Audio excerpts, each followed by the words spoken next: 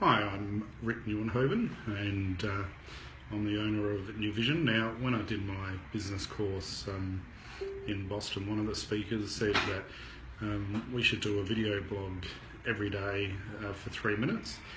Unfortunately, I can't remember his name. He did he's one of the TEDx experts. I think it was from London, so maybe Cameron Herold or what's his name? Not Jay. It'll come to me. Robert Glazier.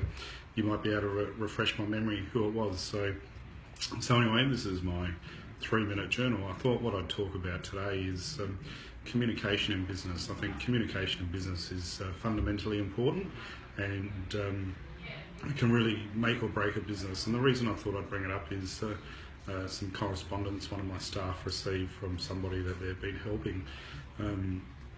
The email was very abrupt, really rude and inconsiderate. Now, I understand that when we're in business, it can become tense, and we sort of lose our train of thought, or we lose control of our emotions. However, and I mean, it's something that I've also done as well over the time. But at the end of the day, it's not really conducive to a successful business partnership. So what we need to do is, if we are suffering stress in relation to a potential business decision, we need to go about it the right way.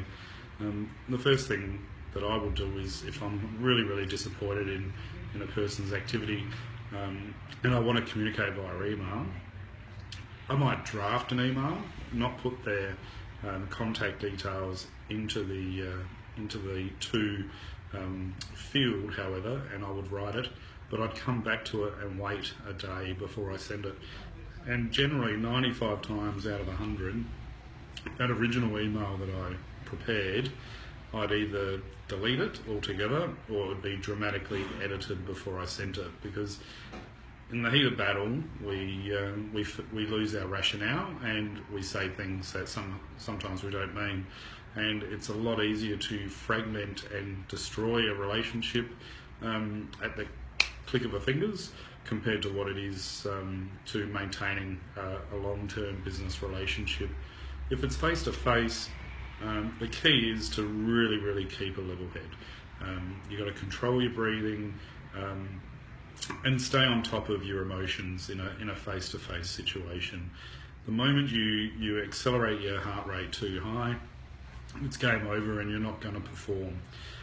So what I would suggest is really take your time in verbal communication with somebody, and don't panic, and don't be afraid to reflect and not actually say something for a few seconds until you're really composed and you can articulate what you're trying to get through to that other person.